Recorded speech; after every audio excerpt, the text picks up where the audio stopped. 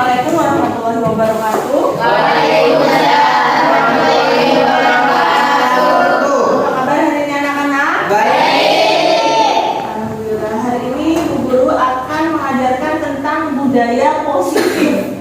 Kira-kira ada yang tahu apa itu budaya positif?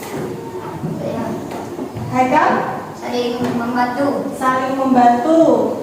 Putri? Saling menghormati. Saling menghormati. Ada lagi? Tambah? Saling menghargai. Saling menghargai. Jadi budaya positif di sini adalah kebiasaan atau peraturan yang harus kita yakini, yang harus kita laksanakan dengan melibatkan guru dan kalian semua sebagai peserta didik. Nah, sekarang Ibu ingin kita di kelas 6 melakukan keyakinan kelas atau kesepakatan kelas bersama. Di sini Bu Guru akan membagikan stick note. Kalian sebutkan keyakinan apa saja yang harus kita lakukan di kelas sesuai dengan keinginan kalian masing-masing.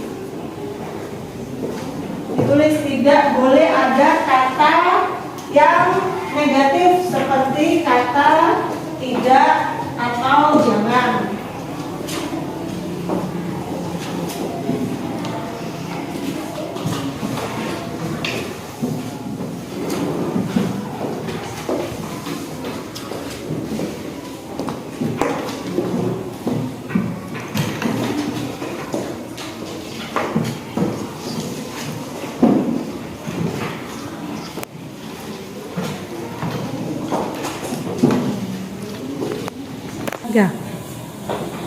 Jangan ada kata negatif seperti jangan atau tidak.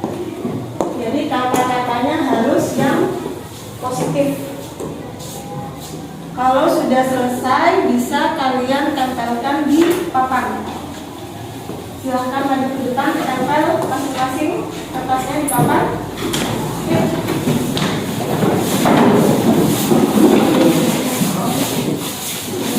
Kalau sudah tempelnya jangan terlalu tinggi.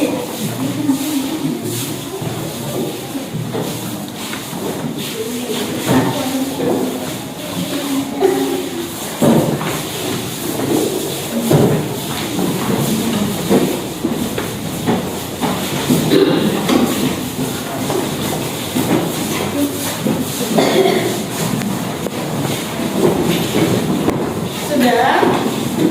Dari kata-kata kalian pasti tidak sama ya.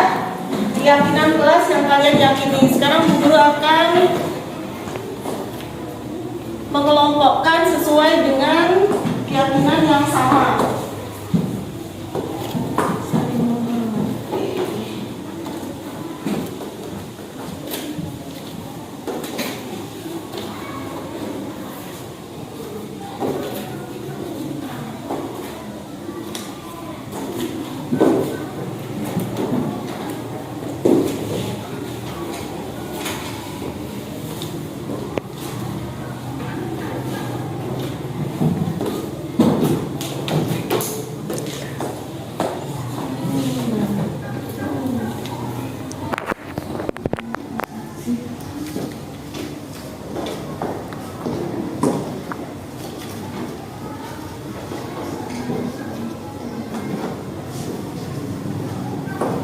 Nah, di sini ada 4 keyakinan kelas yang sama. Yang pertama, saling menghormati.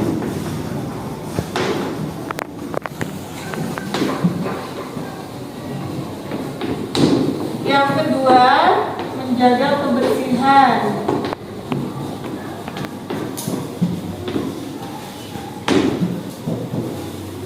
Yang ketiga, saling membantu.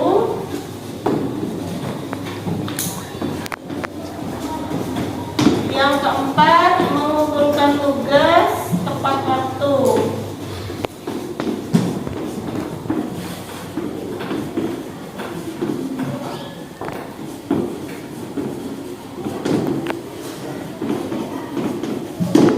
Nah, jadi keempat keyakinan kelas ini nantinya harus kita sepakati.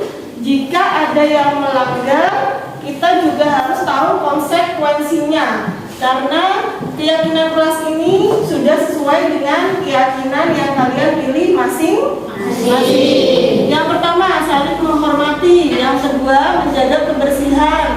Yang ketiga, saling membantu. Yang keempat, mengumpulkan tugas tepat waktu. Apakah kalian setuju dengan keyakinan kelas ini? Setuju. Salam buat kita semua.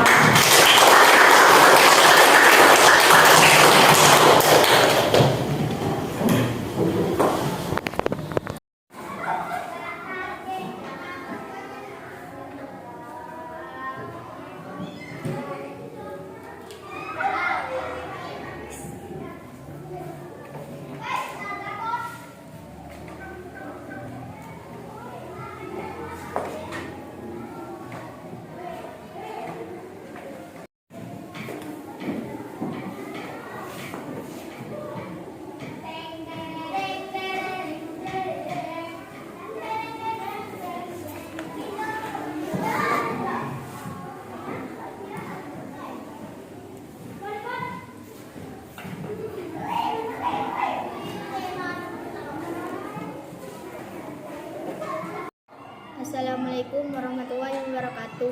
Perkenalkan, nama saya Sulfi. Saya senang sudah membuat keyakinan kelas bersama teman-teman. Kami akan melaksanakan keyakinan kelas dengan baik. Sekian, terima kasih.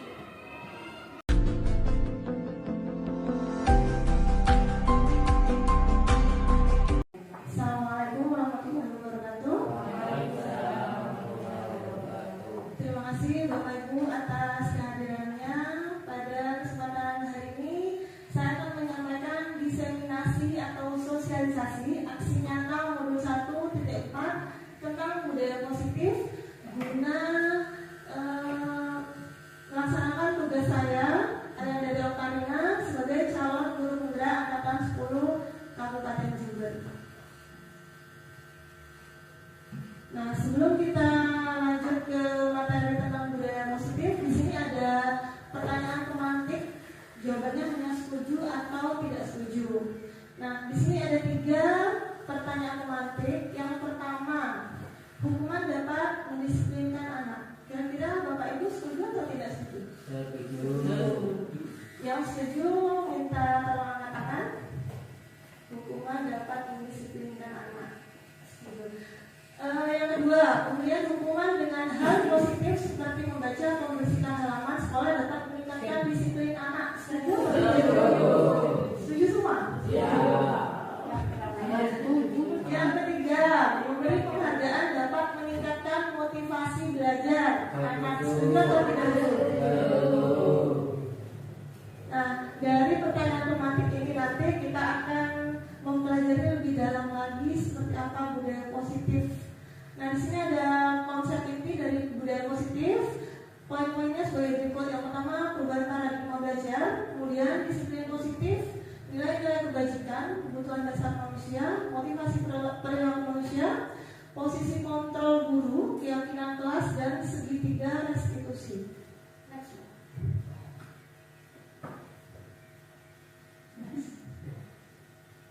Nah, sebelum kita lanjut ke materi, kita breaking dulu, main dulu. Di sini ada permainan cobalah buka. Saya minta 2 orang untuk maju ke depan, memperagakan, mengilustrasikan permainan yang saya buat ini.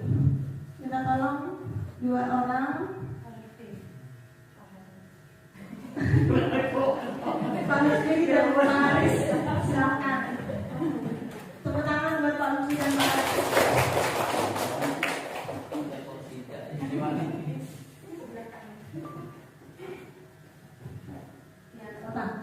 Di sini ada 2 orang.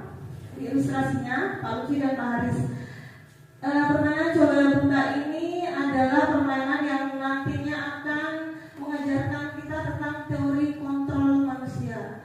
Di sini Anda adalah si A. Si A ini saya coba Pak Lutfi ya. Siap. Pak Lutfi, tugas Anda adalah mengepalkan salah satu tangan Anda. Saya kasih ini kepal. Anggap saja kertas itu adalah barang Anda yang paling berharga, sesuatu yang paling berharga dalam hidup Anda dan sangat Anda jaga. Iya, betul. Kemudian tugas yang orang kedua, Pak Haris, adalah mencoba dengan segala cara membujuk, merayu, mengintimidasi, bahkan melakukan pemaksaan dengan berbagai cara supaya Pak Lutfi membuka kepala tangannya dan menyerahkan barang berharga miliknya. Silakan diperagakan. Dirayu. Membujuk dirayu. Iya, dirayu.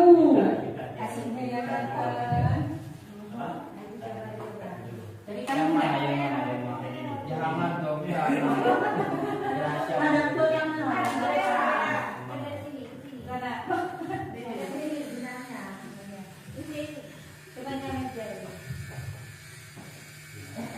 Untuk apa, Pak? Untuk apa? Ini milik saya, buat berdua. Ya. Ini tidak ada nilai harganya.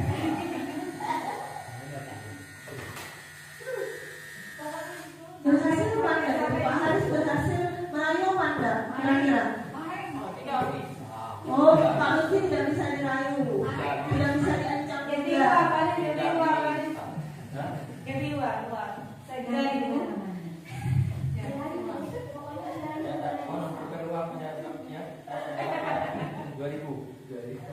Harganya tidak ternilai. Ya, tepuk tangan buat Pak Lutfi dan Pak Haris. Terima kasih buat Pak Lutfi dan Pak Haris sudah memperagakan permainan cobalah buka. Nah, di sini tadi diilustrasikan satu orang dia menggenggam barang yang paling berharga, kemudian orang yang lain membujuk, merayu, bahkan mengintimidasi Pak Lutfi untuk menyerahkan barang berharganya tersebut, tetapi tidak berhasil.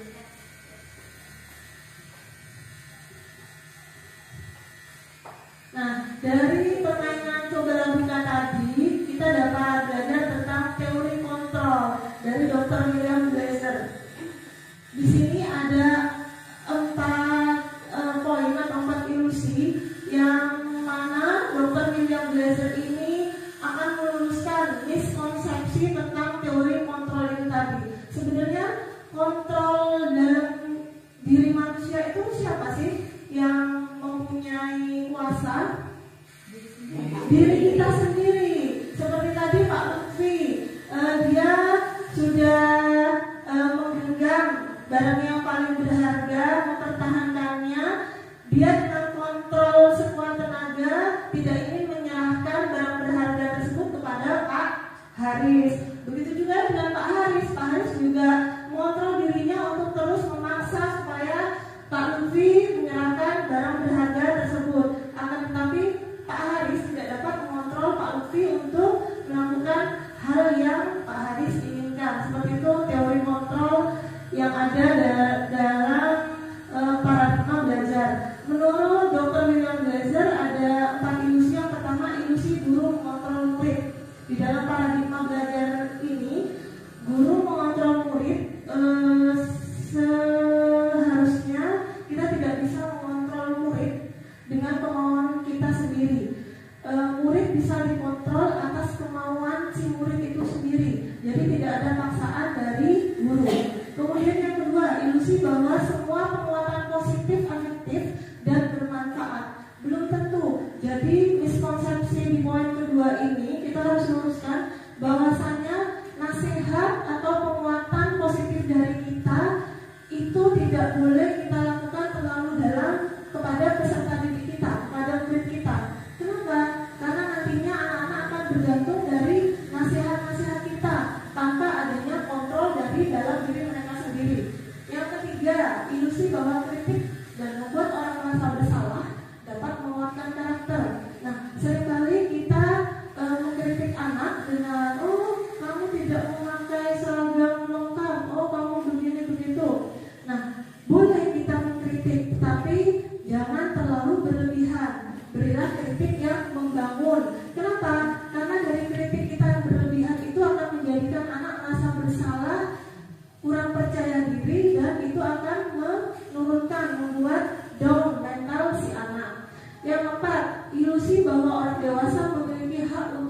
memaksa. Orang dewasa atau guru memiliki hak untuk memaksa murid. Sebenarnya untuk paradigma belajar yang saat ini diimplementasikan itu tidak boleh, karena hak menentukan apa yang akan kita lakukan adalah diri kita sendiri. Begitu juga dengan peserta didik. Next. Nah, di sini kita main lagi. Di sini saya mempunyai gambar. Tentu kan banyak persegi pada gambar. Yang Bapak Ibu lihat di sini ada berapa banyak persegi? Yang jawab 16? Yang jawab 16 apa? 16, 3 orang, 6 orang. Mungkin ada jawaban lain? 21. Tiara saja yang jawab 21. Yang lain ada jawaban lain?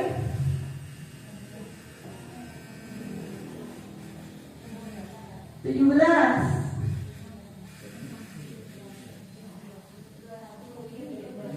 21. Yang ada yang jawab 16, 17, 21. Saya menjawab satu persegi. Nah, dari tadi tampilan persegi itu di sini kita bisa belajar tentang perubahan paradigma dari stimulus respon kepada pendekatan teori kontrol.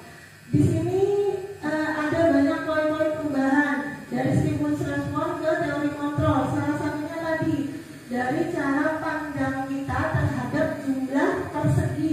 Saya memandangnya hanya satu karena saya hitungnya hanya persegi yang di luar saja. Ada tadi di Tiara 21 karena dihitung semua persegi dengan jumlah kotak kecil, jumlah 4 kotak sedang dan jumlah 1 kotak besar.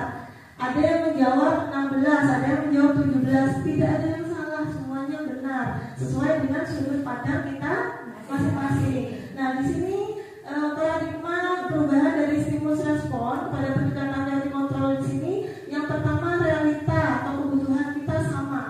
Itu menurut stimulus respon. Tetapi pada teori kontrol, realita atau kebutuhan kita berbeda. Ya, ada yang hanya manusia itu butuh makan saja, ada yang butuh makan sandang papan lengkap. Jadi setiap individu itu berbeda kebutuhan. Yang kedua, semua orang melihat hal yang sama. Seperti tadi, jumlah persegi yang kita lihat masing-masing berbeda kan ya? Ada yang melihatnya jumlahnya hanya 1, ada yang melihatnya 16, ada yang 21, atau bisa misalnya di senja atau di pagi hari kita melihat cahaya matahari itu oranye, ada yang melihat kuning. Tergantung dari sudut pandang kita masing-masing. Yang berikutnya kita mencoba mengubah orang agar berpandangan sama dengan kita. Pada teori kontrol kita berusaha memahami pandangan orang lain. Jadi kita tidak boleh memaksakan kehendak kita terhadap orang lain. Yang berikutnya, perilaku buruk dilihat sebagai suatu kesalahan. Itu di stimulus respon. Akan tetapi di teori kontrol semua perilaku memiliki tujuan. Perilaku baik memiliki tujuan. Perilaku buruk pun juga memiliki tujuan. Kemudian orang lain bisa mengontrol saya, itu pada stimulus respon. Akan tetapi pada teori kontrol hanya Anda yang bisa mengontrol diri Anda sendiri tanpa bisa dikontrol oleh orang lain. Begitu juga dengan siswa. Kita tidak mungkin memaksakan siswa yang tidak suka atau kurang menyukai pelajaran matematika untuk terus-menerus mengikuti atau menyukai pelajaran matematika, karena setiap siswa mempunyai bakat, minat, dan potensi masing-masing. Kemudian berikutnya, saya bisa mengontrol orang lain. Pada teori kontrol, Anda tidak bisa mengontrol orang lain. Kemudian berikutnya, pemaksaan ada pada saat bujukan gagal. Pada stimulus respon, pada teori kontrol, kolaborasi dan konsensus menciptakan pilihan-pilihan baru. Jadi yang tadinya kita gagal memaksa orang lain dengan cara halus, kita mengarah ke pemaksaan bahkan perbuatan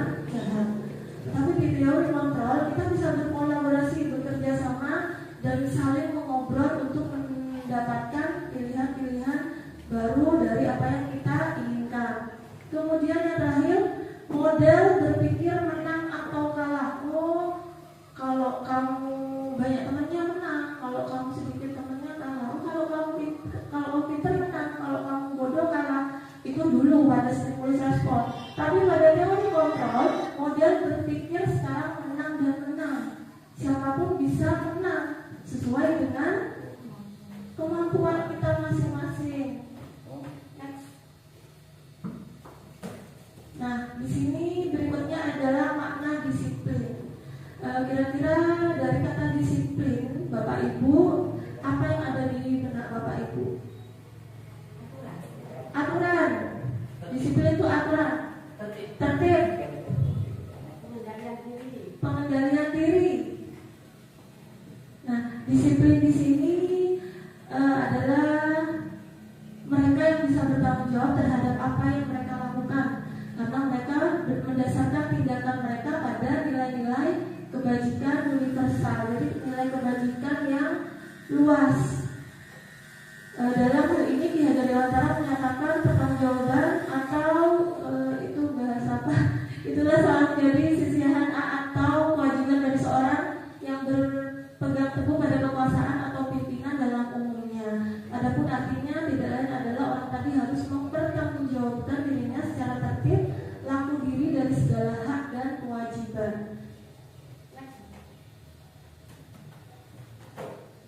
Nah, berikutnya makna nilai-nilai kebajikan. Nilai-nilai kebajikan di sini adalah sifat-sifat positif manusia yang merupakan tujuan mulia yang ingin dicapai setiap individu. Karena pada dasarnya semua orang ingin berbuat baik, tetapi kadang perbuatan baik itu bisa melenceng ke arah yang kurang baik. Nah, di sini nilai-nilai kebajikan universal yang biasanya kita pelajari di sekolah, di sini sudah tercover dan bisa dicapai dengan karakter profil pelajar Pancasila. Bapak Ibu masih ingat kan ya jingle profil pelajar Pancasila? Pelajar Pancasila beriman dan bertakwa pada Tuhan yang esa dan berakhlak mulia, berkebinaan global, gotong royong mandiri, kreatif dan bernalar kritis. Tepuk tangan Bapak Ibu masih hafal. Nah, di sini ada 6 poin. Yang pertama beriman, bertakwa pada Tuhan yang Maha Esa dan berakhlak mulia. Kemudian berkebinekaan global, bergotong royong, mandiri, kreatif dan bernalar kritis. Nah, 6 karakter ini harus kita wujudkan pada peserta didik kita. Next. Selanjutnya kita akan belajar tentang teori motivasi, hukuman, penghargaan dan restitusi. Tadi sebelumnya kan sudah ada pertanyaan romantik tentang setuju atau tidak setuju kalau nyuruh anak nulis atau nyapu halaman itu suatu hukuman, gitu kan ya? Nah, di sini ada 3 motivasi perilaku manusia. Yang pertama, untuk menghindari ketidaknyamanan atau hukuman. Yang kedua, untuk mendapatkan imbalan atau penghargaan dari orang lain. Yang ketiga, untuk menjadi orang yang mereka inginkan dan menghargai diri sendiri dengan nilai-nilai yang mereka percaya. Yang pertama, semisal anak didik kita berikan tugas, kemudian mereka dengan susah payah, dengan keterbatasan mereka, sebenarnya tidak suka matematika ini yang mereka mengerjakan setengah mati dalam mengerjakan karena mereka tidak ingin dihukum. Nah, itu terdapat pada poin 1. Mereka menghindari hukuman atau ketidaknyamanan dengan berusaha bersusah payah untuk mengerjakan tugasnya. Yang kedua, ada beberapa guru, saya juga termasuk sebelumnya, sering memberikan reward atau penghargaan untuk siswa apabila mereka mendapatkan nilai lebih bagus dari teman yang lain. Nah, di situ masuk ke poin siswa itu melaksanakan tugas dengan sebaik-baiknya, dengan setengah terpaksa untuk mendapatkan imbalan atau penghargaan. Yang ketiga, untuk menjadi orang yang mereka inginkan. Nah, di sini yang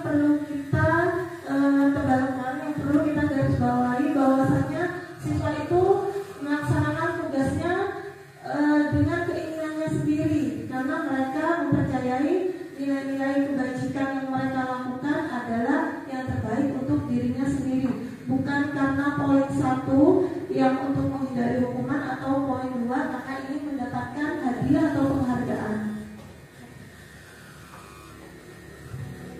Di sini ada pertanyaan reflektif. Mari kita jawab bersama-sama Bapak Ibu. Di sini ada studi kasus. Iva kurang menguasai pelajaran matematika, sehingga pada saat pelajaran tersebut berlangsung, dia lebih banyak berdiam diri atau menggambar di buku pelajarannya. Pada saat guru matematikanya, Pak Seno menanyakan pertanyaan Iva menjadi gugup dan tak sengaja menjatuhkan tasnya di kursi. Dari kursi, setelah tiba-tiba menjadi gagap pada saat berupaya menjawab. Seluruh kelas pun tertawa. Jadi teman-temannya tertawa melihat perilaku Iva yang berbicara gagap dan terkejut.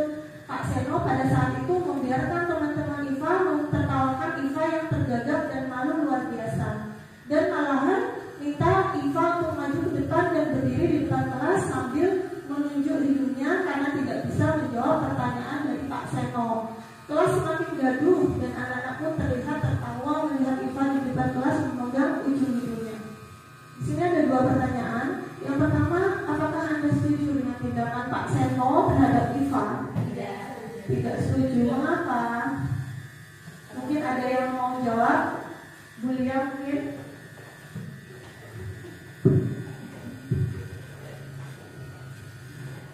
Seharusnya Pak Seno itu tidak membiarkan siswa yang lain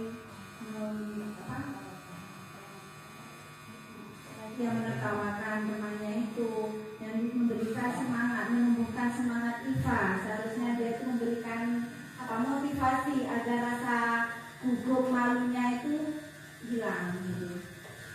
Tepuk tangan untuk jawaban Bu ya. Nah ya, jadi seharusnya Pak Seno sebagai guru itu tidak membiarkan murid yang lain mentertawakan si Iva. Harusnya Pak Seno akan melakukan sesuatu supaya kelas tidak gaduh dan Iva tidak menjadi semakin malu dan gugup. Yang berikutnya, menurut Anda tindakan Pak Seno tersebut terhadap Iva adalah sebuah hukuman atau konsekuensi?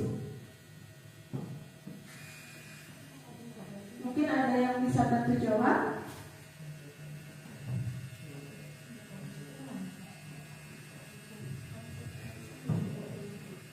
Mungkin Ibu mau jawab.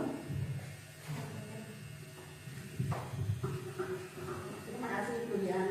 Di dalam era pembelajaran sekarang, yaitu dalam guru penggerak itu kembali kepada yang yaitu Belajar Dewantara. Jadi menggali lagi pendidikan yang dilakukan oleh Belajar Dewantara. Sebenarnya hukuman dan konsekuensi itu juga tidak boleh dilakukan di era sekarang. Jadi hukuman seperti Pak Seno tadi menghukum ya, Iva menunjuk hidungnya ya, itu juga tidak boleh. Jadi di dalam pembelajaran Belajar Dewantara menggali apa yang dalam Belajar Dewantara pada zaman itu ya, dengan sesuatu ilmu kerja turun handayani ya.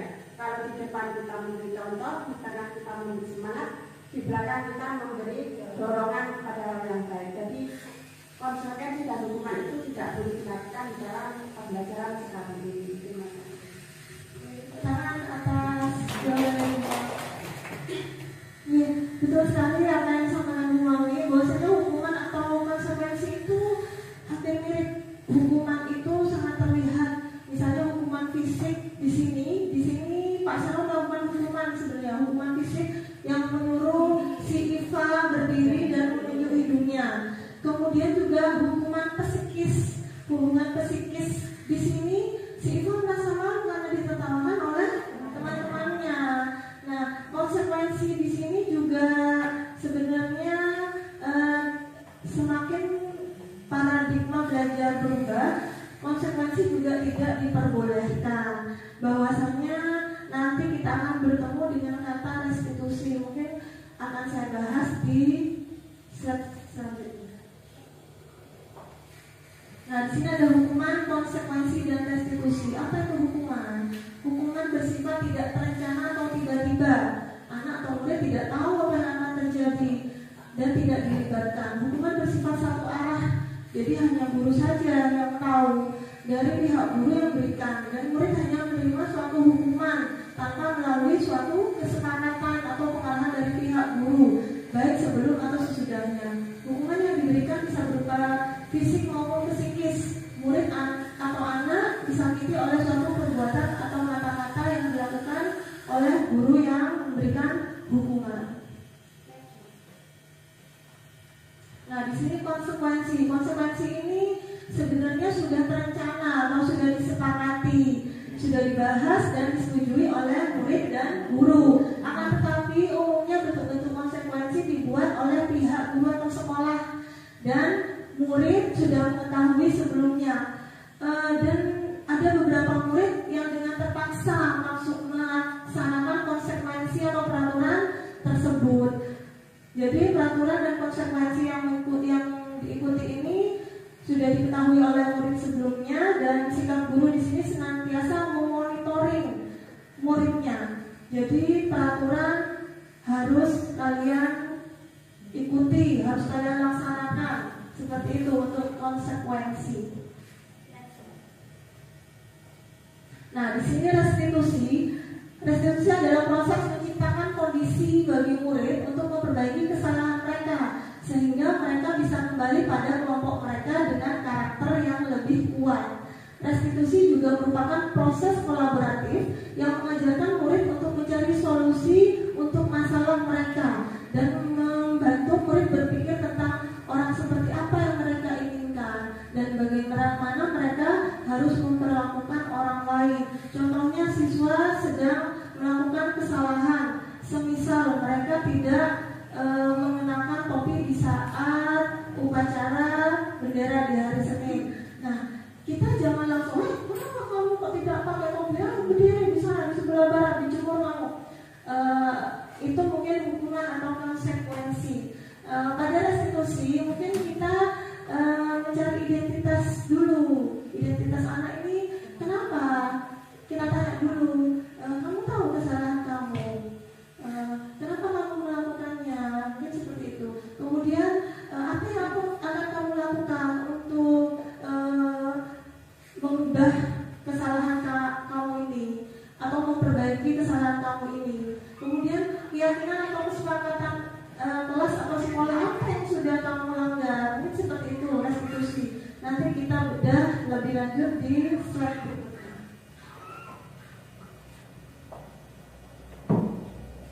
Nah, di sini ada kebutuhan dasar manusia. Ada 5 kebutuhan dasar manusia. Yang pertama, kebutuhan bertahan hidup, survival. Yang kedua, kasih sayang dan rasa diterima. Yang ketiga, kesenangan. Yang keempat, kebebasan. Yang kelima, penguasaan. Kebutuhan untuk bertahan hidup, misalnya kita butuh makan. Kita orang dewasa bekerja nomor 1 untuk memenuhi kebutuhan pangan keluarga kita, seperti itu. Yang kedua, kasih sayang dan rasa diterima. Setiap manusia atau setiap anak membutuhkan kasih sayang dan rasa diterima. Mungkin kita atau saya dulunya atau mungkin sebelum-sebelumnya masih memilah dan memilih anak yang pintar ini dia ini tidak nakal ini, seperti itu. Itu rasa diterima untuk anak yang mungkin tanda kutip nakal itu mungkin berkurang. Nantinya mereka akan menjadi semakin lebih nakal. Mungkin seperti itu. Kemudian kesenangan. Kesenangan di sini untuk anak sebagian besar mayoritas kita sebagai guru masih menggunakan metode mengajar dengan sama. Iya atau tidak? Ya, mungkin anak-anak bosan. Mereka butuh permainan yang bisa membuat mereka fun, senang. Mungkin dengan adanya paradigma belajar ini kita semakin memperbaiki metode belajar kita menjadi lebih kreatif, inovatif, dan kolaboratif bersama anak-anak. Contohnya bisa menggunakan permainan handphone, permainan tradisional, atau jangan hanya full di dalam kelas, bisa kita bermain keluar, bermain sambil belajar, seperti itu. Kemudian kebebasan. Anak itu menginginkan kebebasan. Kebebasan bukan yang semau-maunya sendiri. Nah, kebebasan di sini contohnya Misal kita pelajaran SPDB, anak-anak melukis pemandangan. Mungkin yang digambar anak-anak pantai, kemudian pegunungan. Akan tetapi ada anak yang gambar rumah. Nah, mereka kan pikirannya beda. Pemandangan yang ada di benak mereka adalah tentang rumahnya. Mungkin seperti itu. Mungkin itu salah satu dari kebebasan anak. Kemudian penguasaan atau power. Seorang anak merasa dirinya memiliki sesuatu apabila mereka mempunyai power dalam dirinya. Misalnya si pandai matematika, mereka akan lebih sering mengacungkan tangannya untuk mengerjakan soal-soal yang diberikan dulu saat pelajaran matematika. Begitu juga dengan siswa yang pandai dalam pembelajaran lain. Mungkin itu penguasaan atau power.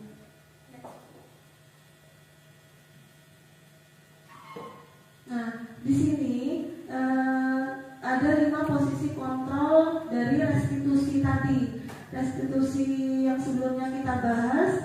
Di sini kita sebagai guru ada 5 posisi kontrol. Yang pertama sebagai penghukum, yang kedua pembuat merasa bersalah, yang ketiga sebagai teman, yang keempat sebagai pemantau, yang kelima sebagai manajer. Bapak Ibu, saya ingin bertanya, Bapak Ibu, pada siang hari ini Bapak Ibu merasa posisi kontrol Bapak Ibu sebagai apa pada anak didik kita?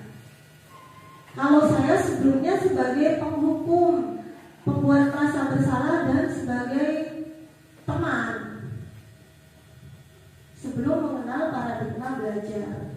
Untuk Bapak Ibu di poin berapa kira-kira? Yang sering? Tidak ada, tidak pernah menghubungi. Oh, sutradara. Saya yakin di poin 1 sering. Tulis asal urusnya 5 lembar. Kalau sudah tidak punya apa ya? Semuanya kayaknya. Oh, semua. Nomor 5 sudah pernah urus dong. Mantap. Oh, mantap. Ya, mantap. Manajer. Iya. Kalau manajer, jujur saya baru belajar setelah mengenal paradigma belajar. Tadinya mungkin hanya poin 1 sampai 4 saja untuk saya. Mungkin untuk guru yang lain sudah mengimplementasikan untuk poin yang kelima. Berarti sudah sadar akan restitusi. Nah, di sini kita bedah apa saja dari 5 posisi kontrol itu.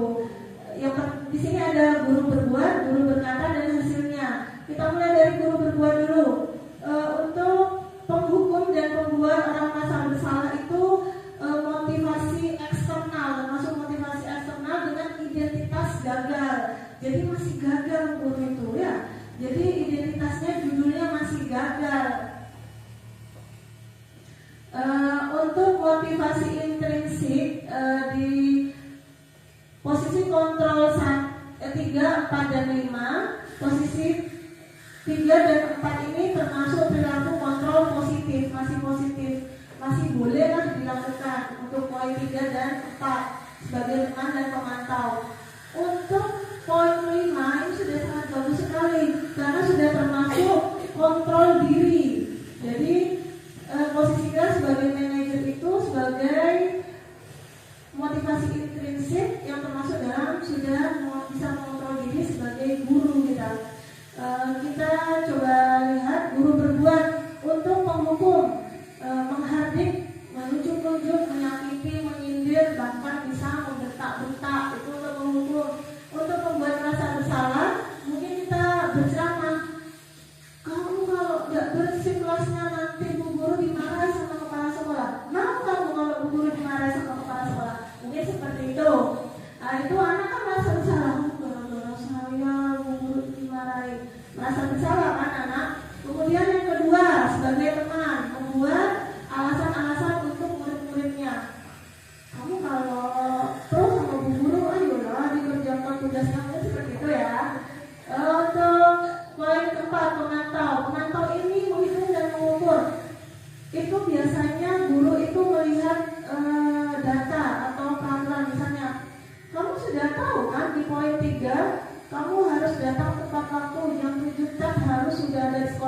mungkin itu adalah posisi pemantau. Di posisi kelima, manajer mengajukan pertanyaan-pertanyaan. Contohnya, apabila anak datang terlambat, mengajukan pertanyaan, kamu tahu apa yang sudah kamu lakukan? Kenapa kamu melakukan hal seperti itu? Kenapa kamu terlambat? Mungkin pertanyaan seperti itu yang pertama diajukan untuk posisi kita sebagai manajer. Nah, itu saat guru berbuat. Saat guru berkata, oh itu tadi sudah saya contohkan ya, berkata dan berbuat. Hasilnya sekarang, hasilnya untuk penghukum, hasilnya anak akan menjadi pemberontak, pendendam dan menyalahkan orang lain. Nah, biasanya anak kalau misalnya piket ini ya, piket sehari 4 orang, misalnya ada, loh itu sampah kenapa masih ada di depan pintu?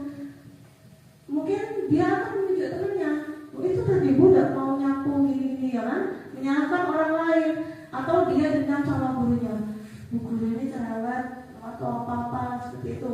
Kemudian untuk hasil yang membuat merasa bersalah, menyembunyikan, menyangkal dan berbohong. Mungkin anak akan banyak berbohong. Contohnya, kamu tidak mengerjakan tugas ya? Enggak, Bu, saya mengerjakan, padahal dia mengerjakan pagi-pagi waktu dia baru sampai di sekolah. Mungkin itu dari membuat merasa bersalah. Kemudian poin sebagai teman, hasilnya akan ketergantungan. Oh, nanti saya kalau dimarahi sama Pak Guru yang itu, nanti saya minta bantuan, minta bela sama gurunya, kan seperti itu.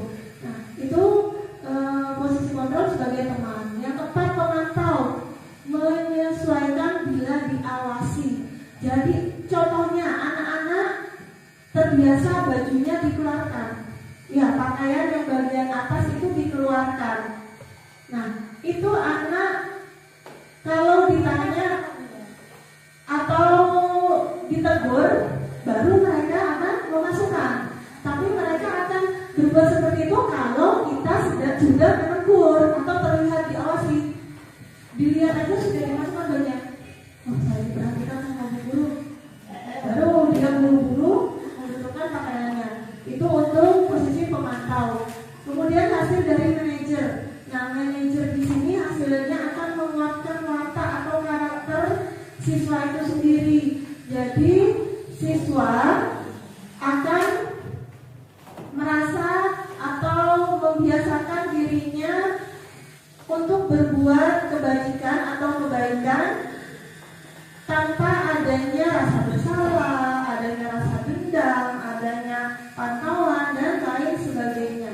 Nah, di sini adalah pemaparan saya tentang 5 posisi kontrol restitusi. Selanjutnya adalah segitiga restitusi. Segitiga restitusi adalah suatu proses dialog yang dijalankan oleh guru atau orang tua agar dapat menghasilkan murid yang mandiri dan bertanggung jawab. Berikut adalah langkah-langkah segitiga restitusi. Yang pertama, menstabilkan identitas. Nah, teori kontrolnya, kita semua akan melakukan hal terbaik yang bisa kita lakukan. Contohnya, menstabilkan identitas, kita tanya dulu, kenapa kamu melakukan seperti ini?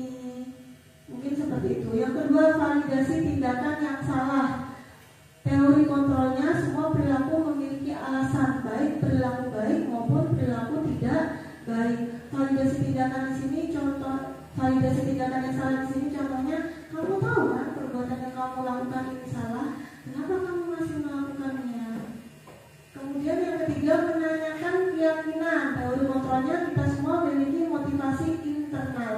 Nah, contoh dari menanyakan keyakinan bisa dengan kata-kata seperti ini. Kamu sudah hafal kan keyakinan kelas apa saja yang sudah kita sepakati? Kira-kira keyakinan yang mana yang sudah kamu langgar? Mungkin seperti itu. Bagaimana kamu akan memperbaiki tingkah lakumu? Mungkin seperti itu untuk poin yang ketiga. Ini sudah barusan ya.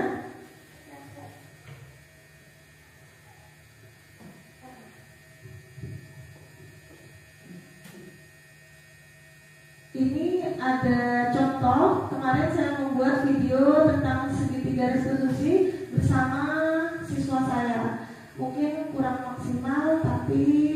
sudah mewakili contoh dari materi segitiga restitusi.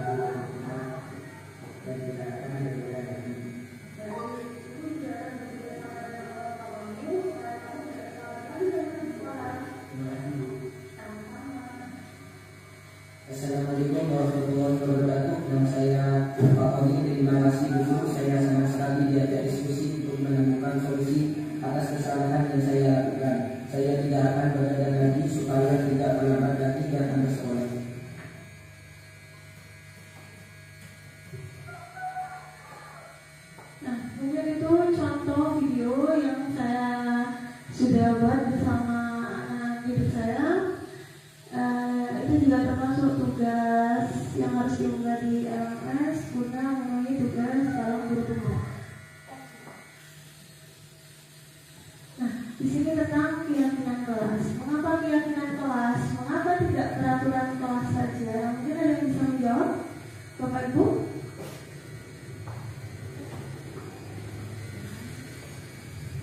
Mungkin Pak Lutfi?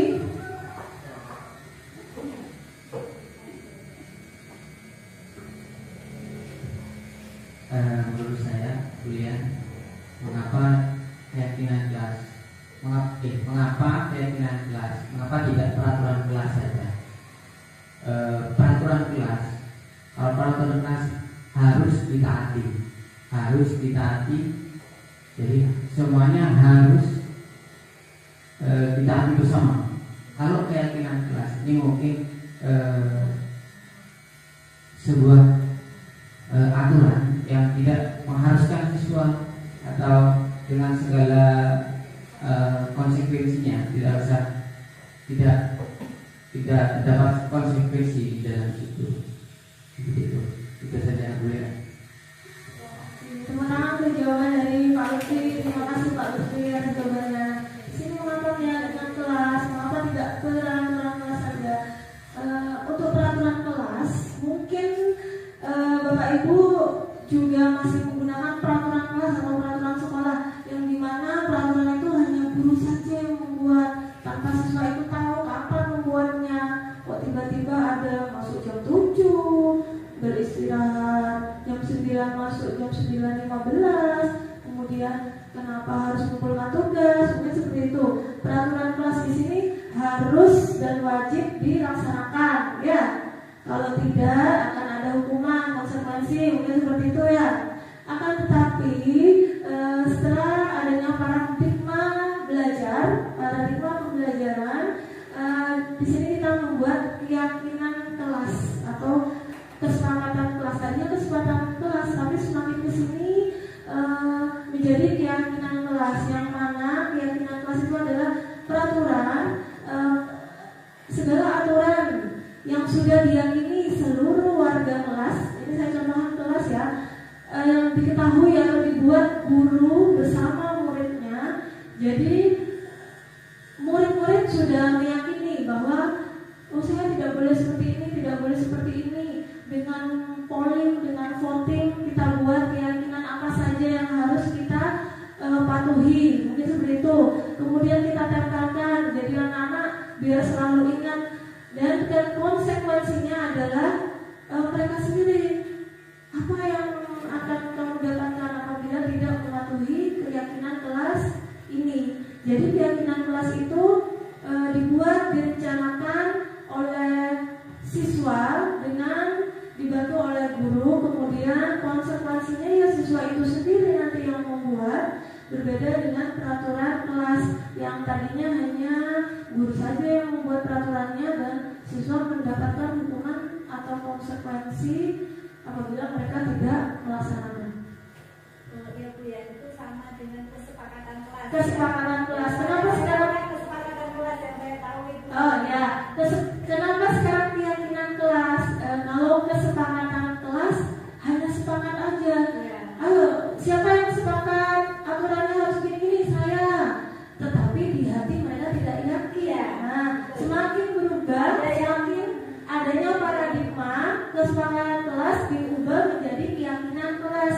Dari mereka yakin dari di dalam dirinya sendiri. Jadi guru sudah tidak usah ngomel, lo kamu ini, tidak usah. Mereka sudah lihat keyakinan kelas yang ditempel, mereka sudah akan ingat gitu loh. Soalnya saya sendiri sudah membuat kesepakatan kelas. Awal sebelum masuk itu saya sudah membuat kesepakatan kelas. Pada awalnya ya, siswa itu semuanya sudah ada yang mengikuti gitu loh ya. Untuk selanjutnya itu masih ada yang melanggar seperti itu. Jadi konsekuensinya itu yang mengingatkan hanya temannya saja. Ya mungkin dari kata apa kesepakatan diubah menjadi keyakinan ya. Terima kasih demikian. Kewenangan berkuliah sudah membuat kesepakatan kelas. Betul sekali Bu ya.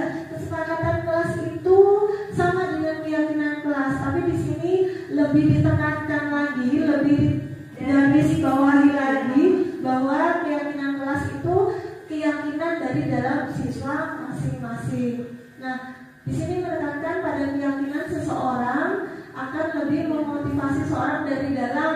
Jadi seseorang tersebut akan lebih tergerak dan bersemangat untuk menjalankan keyakinannya karena sudah yakin, sudah pilihannya sendiri daripada hanya sekedar mengikuti serangkaian peraturan tertulis tanpa makna. Banyak peraturan yang siswa pun tidak tahu ini kapan dibuatnya, kapan saya dilibatkan, seperti itu.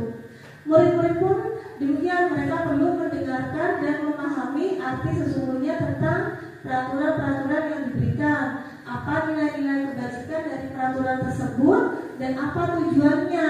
Jadi mereka yang tidak tertarik atau takut sehingga hanya sekedar mengikuti serangkaian peraturan-peraturan tanpa memahami tujuan. Itu jika peraturan kelas beda dengan keyakinan kelas.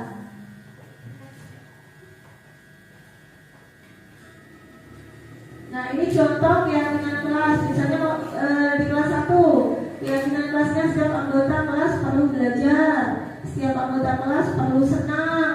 Keyakinan kelas itu tergantung masing-masing anak. Misalnya ada 10 keyakinan, kita pampang semua.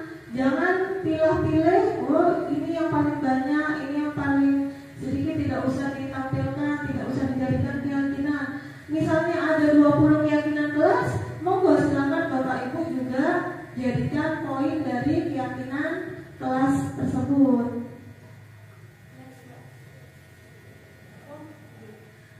Berikut saya sudah membuat video keyakinan kelas bersama peserta didik saya. Assalamualaikum warahmatullahi wabarakatuh.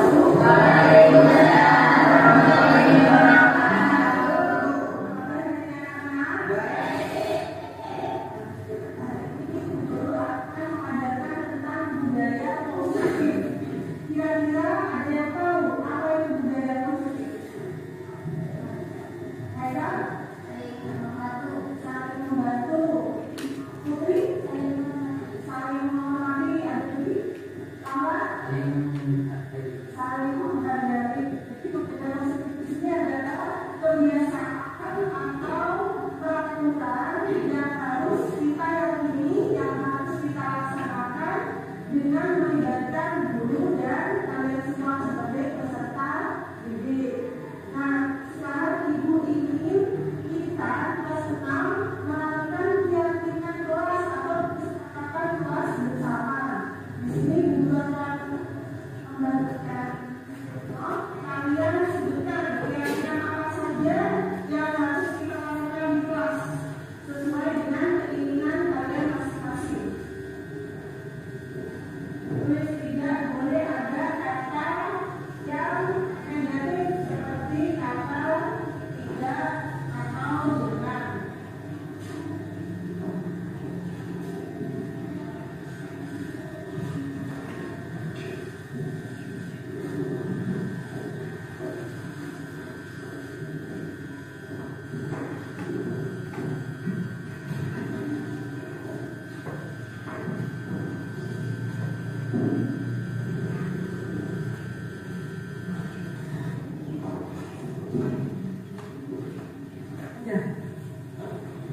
Jangan ada kata negatif seperti jangan atau tidak.